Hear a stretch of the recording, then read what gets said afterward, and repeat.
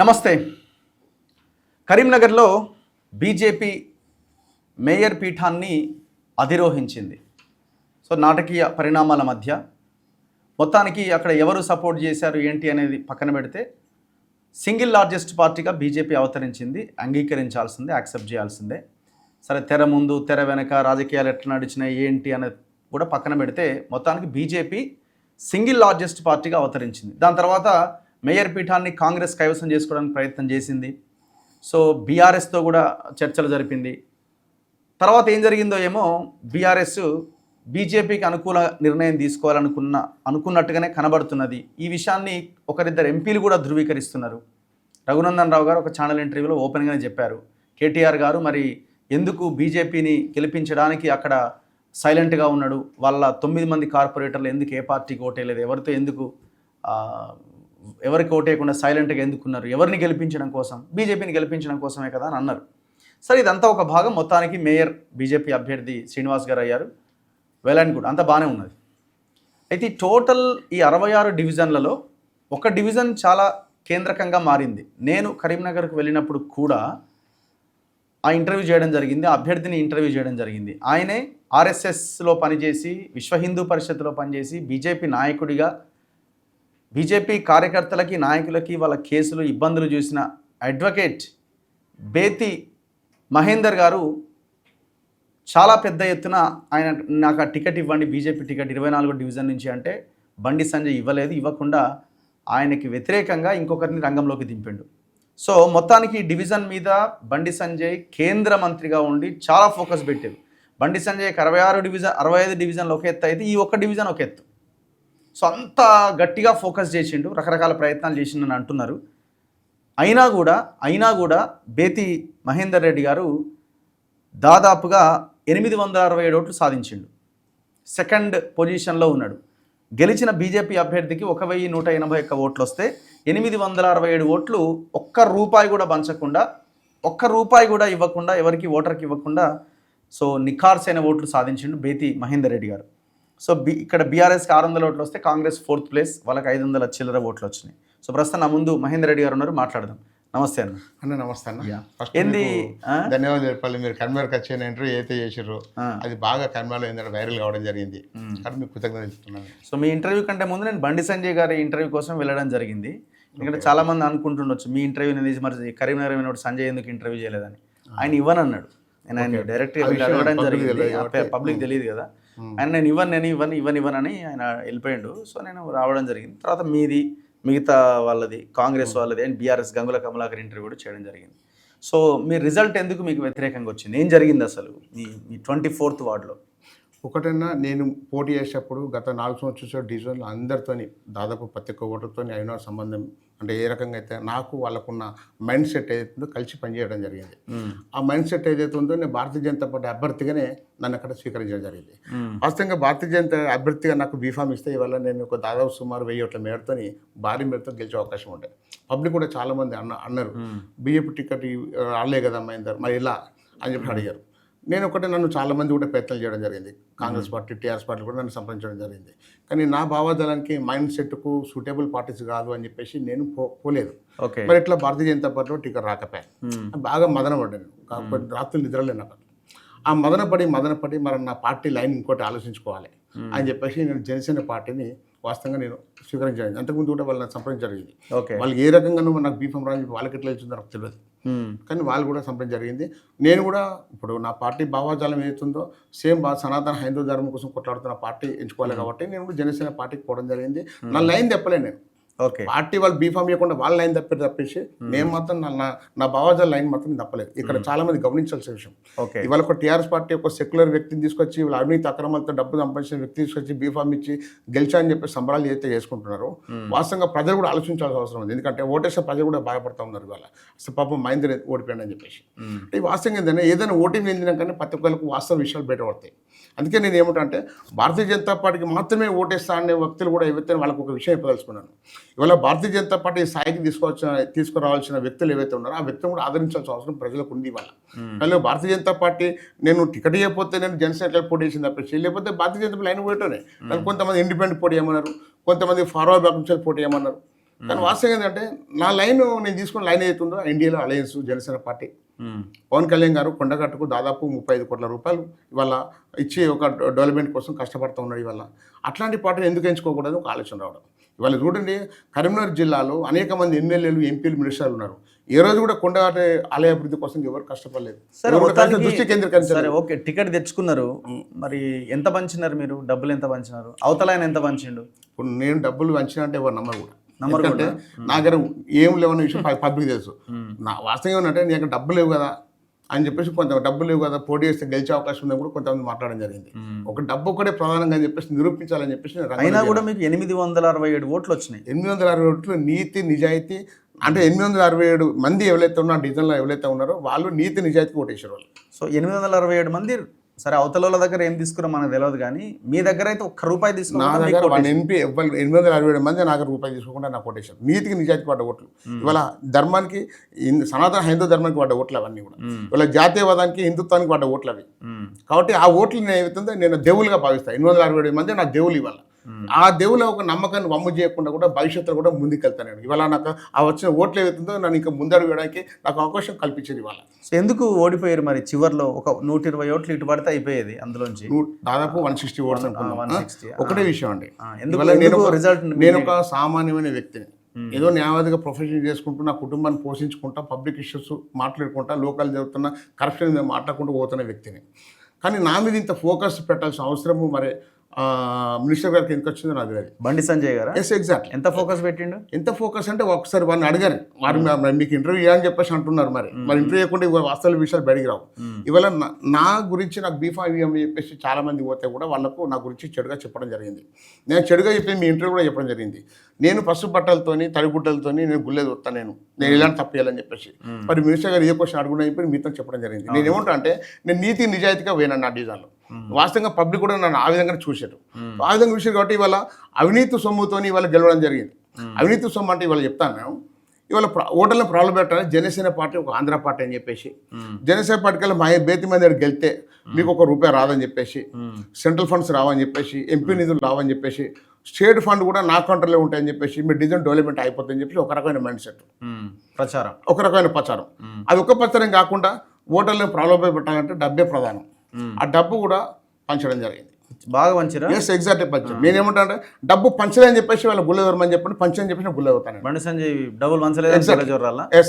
నేను డబ్బు నేను ₹1 పంచని నేను గుల్ల అవుతాను. మరి దానికి సిద్ధం అని చెప్పేసి అడగండి. ఇవాళ నేను ఏమంటా అంటే ఇప్పుడు నన్నంత టార్గెట్ చేసిన అవసరం నాకు లేదు. వాస్తవంగా పొలిటికల్గా ఇవాళ వాస్తవంగా మీ స్థాయికి నేను కాదు, మీకు నేను పోటే కాదు, ఏ రకం కూడా నేను పోటే కాదు. వారికి సేవ చేయడానికి నేను ఇప్పుడు కూడా సిద్ధంగా ఉన్నా.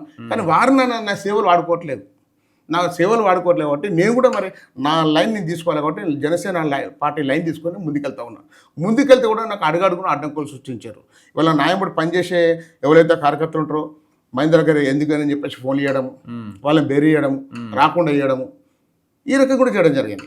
ఇవాళ ఒక సామాన్యమైన కార్యకర్త ఇవాళ పోటీ చేస్తా అంటే కూడా ఇన్ని రకాల ఇబ్బందులు పెట్టాడు.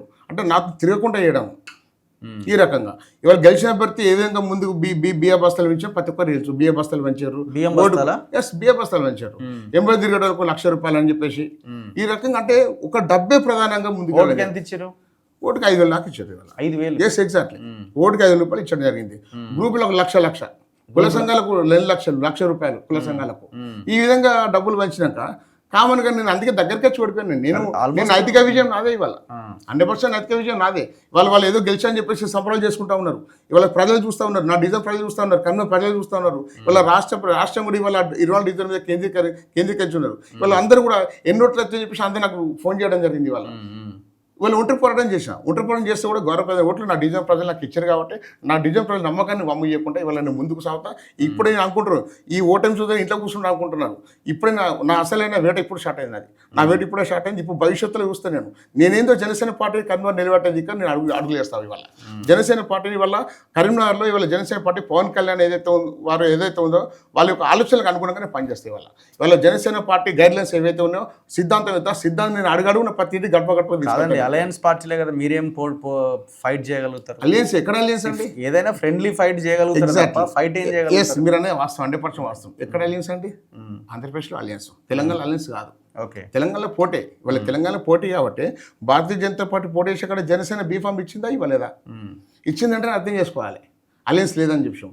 అలయన్స్ ఉన్నప్పుడు ఆలోచిద్దాం. అలయన్స్ పెద్ద లెవెల్లో ఆలోచించినప్పుడు అప్పుడు ఆలోచిద్దాం. అలయన్స్ ఉన్నప్పుడు అప్పుడు కూడా సీట్ల పంపకం జరుగుతుంది.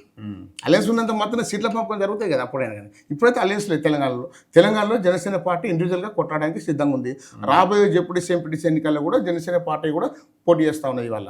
ఆ రకంగానే జనసేన పార్టీ ముందు తీసుకెళ్తారు. జనసేన పార్టీ అంటే ఇవాళ పబ్లిక్లో ఆంధ్ర పార్టీ అని చెప్పేసి ఇవాళ ముద్రేస్తూ ఉన్నారు. అది ఇప్పుడు మీ 24th డివిజన్ మీద బండి సంజయ్ ఎందుకంత కాన్సన్ట్రేషన్? ఈ క్వశ్చన్ వాళ్ళని అడగాలి. ఎందుకంటే ఎందుకు అవకాశం ఇస్తున్నారు, మీకు ఒక్కసారి అవకాశం ఇస్తే మీరు అడుగుతారు ఎందుకంత కాన్సన్ట్రేషన్ చేశాను అనేది. నేను వాస్తవంగా అంత కాన్సన్ట్రేషన్ చేస్తే అనుకోలేదు. ఇవాళ నా ఓటమే ప్రధానం అనుకుంటే అనేక రకాలుగా ఇబ్బందులు పెట్టచ్చు. ఆ రకంగా ఇబ్బందులు పెట్టిండు కూడా, నేను కాదనలేను. మరి నా ఓటమి ఎందుకు అంత జిద్దుగా అనే విషయం ఈ ప్రశ్న వాళ్ళని అడగాలి. ఎందుకంటే నేను గెలిచి ఒక కార్పొరేటర్ అంతే, సింపుల్గా ఒక కార్పొరేటర్. 66 మందిలో నేను ఒక వ్యక్తిని మాత్రమే. మరి ఒక వ్యక్తిని చూడాల్సిన వ్యక్తి మీద బ్రహ్మాస్త్రం, పిచ్చుక మీద బ్రహ్మాస్త్రం ఎందుకు వేసారు? పిచ్చుకా అని అనిపించుకోలే కదా మీరు? నేను పిచ్చుకాని అనిపించుకోవాల్సిన సిద్ధంగా లేదు. ఎందుకంటే ఇవాళ మున్సిపల్లో ఇవాళ కార్పొరేట్ అడుగు పెట్టి ఇవాళ మున్సిపల్లో జరుగుతున్న అవినీతి అక్రమాలను ప్రశ్నిస్తా అని చెప్పేసి ఒక భయం.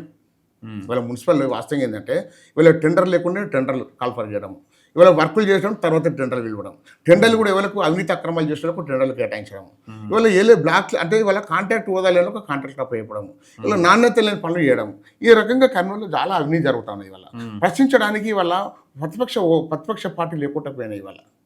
అందుకే ఏమంటా అంటే ఒక ప్రతిపక్ష పాత్ర వహించాలంటే ఇవాళ ప్రశ్నించే గొంతులు అవసరం కన్మేరకు. ఆ దిశగా నేను ఇవాళ ముందుకైనా లాస్ట్ వరకు నేను పోరాడినా.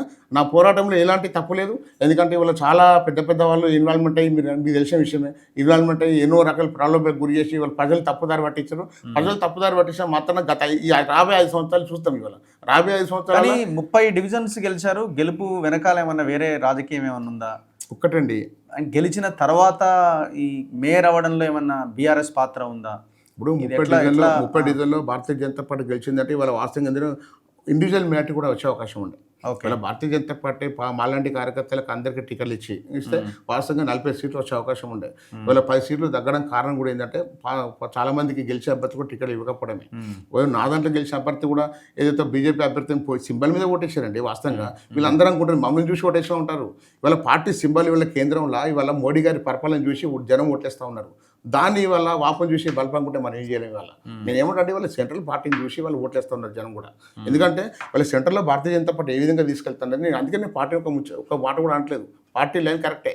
వాళ్ళ పార్టీ నేను ఒక మాట కూడా అనను. ఎందుకంటే వాళ్ళ పార్టీ వాళ్ళ దేశంలో భారతీయ జనతా పార్టీ లేకుంటే వాళ్ళ పరిస్థితి భారతదేశం పరిస్థితి ఘోరం ఇవాళ. కాబట్టి నేను ఏమంటా అంటే ఇవాళ ఆ దిశగా ప్రజలందరూ కూడా ఇవాళ ఎంప్లాయీస్ కానీ చాలా మంది కూడా బీజేపీ అంటే ఒక గౌరవం ఏర్పడ్డది. బీజేపీకి కమలం పువ్వు ఓటేయాలని చెప్పేసి ఒక భక్తి, అంటే కమలం పువ్వు ఓటేస్తే ఒక దేశభక్తునిగా తయారైతే దాంతో ఓట్లేయడం జరిగింది. ఇవాళ దాంతో ఓట్లు పడ్డాయి తప్పేసి ఏదో వీళ్ళు సాధించారు ఏదో అభివృద్ధి చేశారని చెప్పేసి ఓట్లు వేయలేదు. కొన్ని డివిజన్స్ లో డిఫరెంట్గా ఉన్నది ఓటింగ్ పర్సంటేజ్ ఇదంతా కూడా. అదే నేను ఏమంటా అంటే ఇవాళ కరీంనగర్ పార్టీ ఏమో మొత్తం కొలాప్స్ అయింది. ఒక పార్టీ బీజేపీకి పడ్డ దగ్గర బీఆర్ఎస్కి తక్కువ, బీఆర్ఎస్కి పడ్డ దగ్గర బీజేపీకి తక్కువ, కొన్ని చోట అసలు కాంగ్రెస్ లేకుండా పోయింది. అవును, డిఫరెంట్ రాజకీయం ఉంది.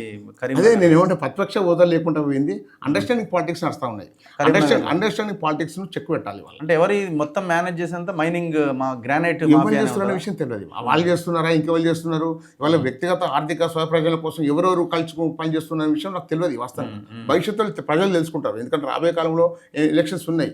రాబోయే కాలంలో జమిలీ ఎన్నికలు ఉన్నాయి. జమిలీ ఎన్నికలు కూడా అందరు పోటీ చేసి అభ్యర్థులు వస్తారు. ఎవరు ముందుకు వస్తారు, ఎవరు ఇప్పుడు ఎలక్షన్ అప్పుడే విమర్శలు చేసుకుంటే కాదు, 5 సంవత్సరాలు విమర్శలు చేసుకుంటే పబ్లిక్ ఇష్యూస్ సాల్వ్ అవుతాయి. వాళ్ళ కర్మలు కూడా 30 సీట్లు ఏవైతే వచ్చాయో వాస్తవంగా చాలామంది నికార్సిన కార్యకర్తలు గెలవడం జరిగింది. పబ్లిక్ ఇవాళ నికార్సిన కార్యకర్తలు ఓట్లు వేయడం జరిగింది. వీళ్ళు అనేక సంవత్సరాలుగా పార్టీ కష్టపడుతున్నారని చెప్పేసి ఓట్లు వేయడం జరిగింది. వీళ్ళు అట్లాంటి కోవాలని నేను కూడా ఉండే, నాకు కూడా ఓట్లు వేస్తారు. కానీ ఏంటంటే పొలిటికల్గా మహేందర్ అంటూ వ్యక్తి వాళ్ళ కార్పొరేట్గా ఉండొద్దని ఒక కుట్ర, ఆ కుట్రలో బాగానే ఇవాళ నాకు బీఫామ్ ఇవ్వలేదు, నేను ఓడిపోవడం జరిగింది. ఇవాళ బీజేపీ బీఫామ్ ఇస్తే నేను కూడా గౌరవ ఓట్లతో గెలిచేటోని. ఇవాళ 30 మంది కార్పొరేటర్లలో మీరు చూడండి చాలామంది కొత్త వాళ్ళే ఉన్నారు. అలా పాత వాళ్ళు తక్కువ మంది ఉన్నారు. ఇవాళ పాత వాళ్ళు నేనేమంటా అంటే బీఆర్ఎస్ మేయర్గా పనిచేసినా కూడా వచ్చి డిప్యూటీ మేయర్ అయ్యింది కదా. Yes exactly. బీఆర్ఎస్ అంటే రేపు పదవి అయిపోతానుగా బీజేపీ పార్టీలో చేరడం. ఆయన మీద అనని మాటలు లేవు కదా. అంత అసలు వాస్తవంగా ఏంటంటే మా గౌరవ కేంద్ర హోంశాఖ సహాయ మంత్రి వర్యులు శ్రీ బండి సంజయ్ కుమార్ గారిని అనరాని మాటలు అనడం జరిగింది.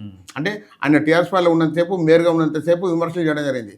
ఇవాళ ఏమైందంటే ఆయనకు పనిచేసే వ్యక్తులు దూరం కావడం జరిగింది, ఆయన విమర్శించే వ్యక్తులకు దగ్గర కావడం జరిగింది. ఓకే, రాజకీయాలలో అవన్నీ కామనే, ఎవరొచ్చిన పార్టీ తీసుకోవాలని చెప్పేసి అంటున్నారు. మరి ఎవరొచ్చిన పార్టీ తీసుకోవాలి, కానీ ఉన్నోని ఎందుకు బయట పంపుతున్నారు ఇక్కడ క్వశ్చన్ మార్క్. ఇక్కడ ఉన్నోని ఎందుకు బయటకు పంపుతున్నారు? కొత్తలను తీసుకుని నాకు అభ్యంతరం లేదు. ఇవాళ మాకు ఒక నిజాయితీ గల కార్యకర్త మాకు అందరికీ మేయర్ అండి. ఇవాళ చాలా మంచి వ్యక్తి అని, చాలా మంచి వ్యక్తి శ్రీనివాస్ అనే వ్యక్తి. అట్లాంటి వ్యక్తి ఇవాళ అట్లాంటి వ్యక్తులు భారతీయ జనతా పార్టీలో చోటు ఉంది. ఇవాళ నేను ఏమిటంటే అట్లాంటి వ్యక్తులు చాలా మంది ఉన్నారు, కానీ వాళ్ళందరూ కూడా దగ్గర తీయమని చెప్తున్నాను నేను. ఓకే, నేను ఇప్పుడు మీరు దగ్గర తీయంత మాత్రమే బీజేపీ కార్యకర్తలు కాకుండా ఎవరు కదా వాళ్ళైతే. బీజేపీ పార్టీ కోసం కష్టపడుతున్న కార్యకర్తలు వాళ్ళందరూ కూడా దగ్గర తీయరు. తప్పే ఉందల్లా. పార్టీ ఏ పార్టీలు నేను చూస్తలేరు కదా వాళ్ళు. నేనేమంటా అంటే ఒక్కటే, పార్టీ లైన్ ఏదైతే ఉందో పార్టీ లైన్ నడవాలి. ఓడిపోయారు కదా, మరి ఆయన మీ మీద రివెంజ్ తీసుకుంటాడేమో. నాకు చేసే రివెంజ్ ఏం లేదు, నాకు చేసుకునేది అంతేనా. నా ప్రాణం తప్ప ఇంకేం లేదు. నాకు ఏం లేదు. నా ఇల్లు ఉంది, నా కుటుంబ సభ్యులు ఉన్నారు, నేను ఉన్నా. చేసుకుంటే చేసుకోమని చెప్పండి, నేను అన్నిటికీ సిద్ధమే. పుట్టినప్పుడు ఎవరైనా చెప్తారు, కొంచెం ముందర పోతున్నారు, అంతమించి ఏముంటుంది. నా కుటుంబాన్ని ఏ విధంగా సెట్ చేసుకుంటాను నేను. ఇక ఓకే, అంతకుమించి రివెంజ్ చేసుకోవాల్సిన విషయం లేదు. మమ్మల్ని కూడా అంటున్నట్టు కదా ఏదో మీటింగ్లో ఎవరో చెప్తుండే నాకు. ఆ రోజు మీటింగ్ అయిపోయిన తర్వాత అందులో ఉన్న ఒకరిద్దరు ఫోన్ చేసినారు కార్యకర్తలు. మీకు ఫోన్ చేశారా? నాకు ఫోన్ చేసి చెప్తున్నారనమాట. ఎవరో అడిగారట, మన తొలి వెలుగు ఛానల్ ఇంటర్వ్యూ ఏదో అడిగితే వాడు వేస్ట్ గాడు అని మాట్లాడుతున్నాడట. అవునా? అట్లాంటి స్టేట్మెంట్స్ కూడా ఇస్తున్నాడు. మేమేం చెప్తున్నాం అంటే, ఆయన ఇంటర్వ్యూ ఇవ్వకపోయినా మేము కరీంనగర్కి వెళ్ళిన రోజు, దాని తర్వాత మీ ఇంటర్వ్యూ, కాంగ్రెస్ బీఆర్ఎస్ ఇంటర్వ్యూ చేసినాం. ఆ మిడిల్ ఆఫ్ ది టైంలో మేము అక్కడ పబ్లిక్ బైట్స్ తీసుకున్నాం. ఒక రేషన్ షాప్ ఉంది అక్కడ, ఐ థింక్ నేను అనుకునే ఏదో కాలనీ ఉంది, రేషన్ షాప్ దగ్గర బైట్స్ తీసుకున్నాం. బీజేపీ కోటేస్తామని చెప్పినారు. మాకు బండి సంజయ్ మీద మరి కోపం ఉంటే మేము అది తీసేసి ప్లే చేయొచ్చుగా. కాంగ్రెస్ కోటేస్తాన వాళ్ళమో లేకపోతే బీఆర్ఎస్ కోటేస్తాన వాళ్ళమో బైట్స్ పెట్టొచ్చు కదా. సో మేము అట్లా పెట్టలేదు కదా. సో మేము బాధ్యతతో చాలా ట్రాన్స్పరెంట్గా మేము పనిచేసినాం. ఇప్పుడు ఇదే బండి సంజయ్ ఎంపీ ఎలక్షన్స్ అప్పుడు మేము కరీంనగర్ వచ్చినాం.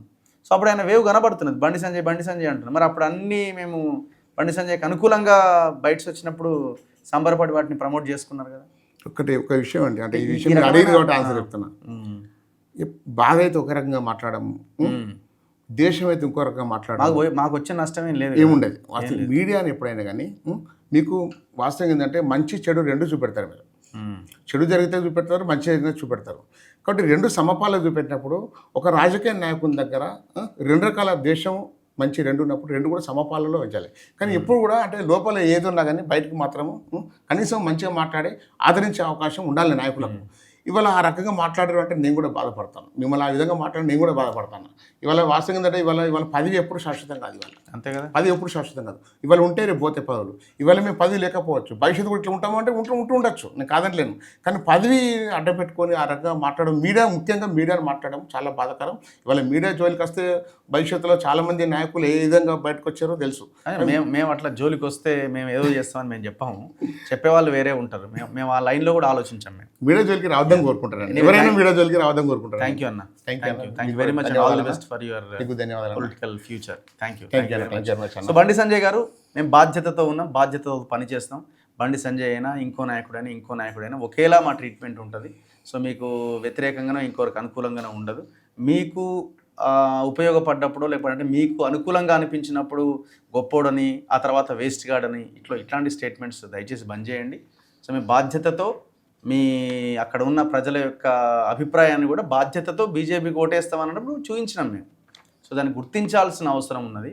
మీరేం మమ్మల్ని పొగడాల్సిన అవసరం లేదు, ఇంకేదో చేయాల్సిన అక్కర్లేదు. మీ పనిని కరీంనగర్ ప్రజల కోసం, రాష్ట్ర ప్రజల కోసం పని చేసే ప్రయత్నం చేయండి.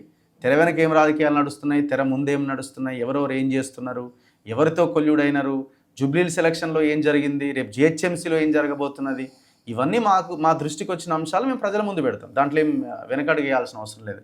అది రేవంత్ రెడ్డి అయినా, బండి సంజయ్ అయినా, కల్వకుంట్ల చంద్రశేఖరరావు అయినా ఒకటే ట్రీట్మెంట్ ఉంటుంది. మన తొలి వెలుగు నుంచి, జర్నలిస్ట్ రఘు నుంచి. చూస్తూనే ఉండండి మన తొలి వెలుగు.